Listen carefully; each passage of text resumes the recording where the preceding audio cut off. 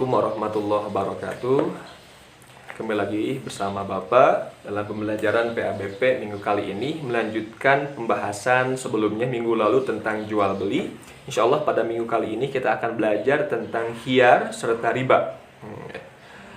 Untuk khiyar itu sendiri artinya adalah masa memilih untuk melanjutkan transaksi jual beli atau membatalkannya. Apa tujuan dari khiyar? Tujuan dari khiyar ini agar tidak terjadi penyesalan dalam transaksi karena belum dipikirkan secara matang transaksi yang akan dilakukan. Jadi khiyar ini masa memilih untuk melanjutkan ataupun tidak. Misalkan kita sedang membeli satu barang, kemudian ada akad. Kela, abi bade ngagaleh ieu acuk.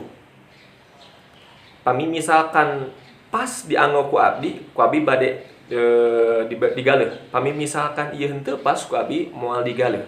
Eta termasuk di antara contoh khiyar. Macam-macam khiyar ada 3. Pertama ada yang namanya khiyar majelis, yang kedua ada yang namanya khiyar syarat, yang ketiga ada yang namanya khiyar aibi ataupun cacat. Khiyar majelis yaitu pembeli dan penjual dapat memilih melanjutkan transaksi atau membatalkannya saat keduanya masih berada di tempat jual beli. Penjual dan pembeli masih dalam satu tempat transaksi. Si pembeli bilang, "Bu, ieu kain ku abi dipeser, sabaraha pangaosna bahana tina naon?" Kemudian dipaler ku si penjual katanya, "Oh, ieu kain bahana tina cotton India," contohnya. Pangaosna 30.000 sameterna. Lah ibu tiasa teu pami 25.000 tapi ditinggal bahana geuningan ieu mah asa masih keneh kirang sae gitu. Sok we neng na tinggal ayeuna ieu bahana sakieu ayana sae henteu mah nya kumaha neng.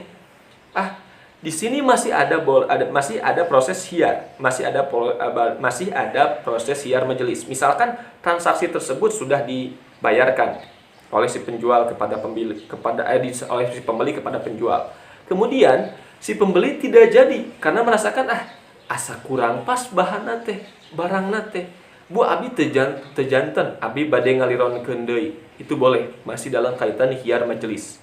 Yang kedua ada yang namanya khiyar syarat. Kalau khiyar syarat, masa memilih itu dijadikan syarat oleh penjual dan pembeli atau keduanya. Misalnya saya jual benda ini khiyar 2 hari. Dalam 2 hari tersebut transaksi ini boleh dibatalkan. Lamun dina paribasa urang mah sok kawas kieu. Misalkan ayeuna urang meser sapatu ka toko. Urang teu terang ukuranana. Ieu teh bakal pas atau nepi henteu.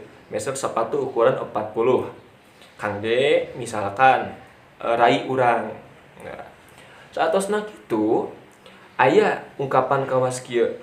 Upami teh mah henteu pas dugikeun ka dinten enjing ku abi diantosan kangge dilironkeun. Itu termasuk ke dalam khiyar syarat. Ada syarat 1 hari pasca dibeli untuk mengembalikan sepatunya apabila sepatunya tidak pas. Nah, gitu. Itu. Untuk selanjutnya adalah khiyar aibi ataupun cacat. Pembeli boleh mengembalikan benda yang dibelinya jika benda tersebut ternyata memiliki cacat. Bapak misalkan kamari gitunya ke toko jam gadang di Tasik, meser jam tangan. Dina ketentuanana ada garansi, kemudian ada return. Return itu adalah pengembalian barang apabila barang tersebut cacat. Ini termasuk ke dalam khiyar aibi. Kalau misalkan barangnya cacat, silahkan kembalikan lagi kepada penjualnya. Itu macam-macam di antara khiyar ya. Intinya kalau khiyar ini supaya di antara penjual dan pembeli ini tidak ada yang dirugikan, merasa senang dua-duanya, kemudian merasa untung keduanya. Ya. Singkat ya tentang khiyar. Sekarang kita bahas tentang larangan riba.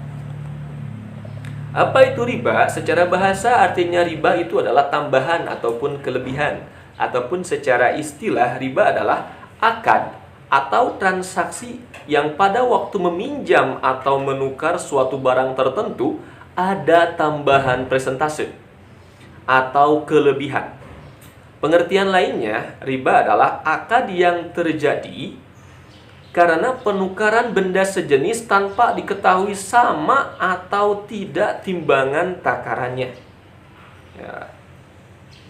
Beberapa contoh barang yang bisa terkena riba ada 6. Di sini disebutkan emas, perak, gandum, jewawut, kurma, dan garam. Berdasarkan hadis daripada Muslim serta Ahmad. Kemudian dalil tentang larangan riba adalah Quran surat Ali Imran ayat 130. A'udzubillahi minasyaitonirrajim. Bismillahirrahmanirrahim. Ya ayyuhallazina amanu la ta'kulur riba ad'afan mudghamah wattaqullaha la'allakum tuflihun. Al-ayat sadaqallahul adzim. Wahai orang-orang yang beriman, janganlah kamu memakan riba dengan berlipat ganda dan bertakwalah kepada Allah agar kamu beruntung. Quran surat Ali Imran ayat 130, bisa dibuka di Qurannya masing-masing. Kemudian kita bahas mengenai macam-macam riba itu sendiri. Para ahli fikih membagi riba ke dalam 4 macam. Yang pertama ada yang namanya riba fadli. Apa itu riba fadli? Yaitu tukar menukar dua barang sejenis tetapi tidak sama timbangannya, ataupun tidak sama ukurannya serta kualitasnya. Misalkan contohnya tukar menukar barang. Urang nukarkeun kambing anu usiana 8 bulan ditukurkeun dengan kambing anu usiana masih keneh 2 bulan. Itu secara ukuran sudah berbeda, secara timbangan pun sudah berbeda. Kelebihannya bisa mengakibatkan riba. Ataupun misalkan ayeuna urang nukerkeun emas 3 gram, sementara batur 5 gram ka urang. Berbeda ukuranana, berbeda timbanganana, kelebihan daripada emas tersebut dengan akad tukar menukar ini riba. Selanjutnya adalah riba qardi. Apa itu riba qardi? Yaitu riba disebabkan utang piutang yang dikenakan bunga tinggi.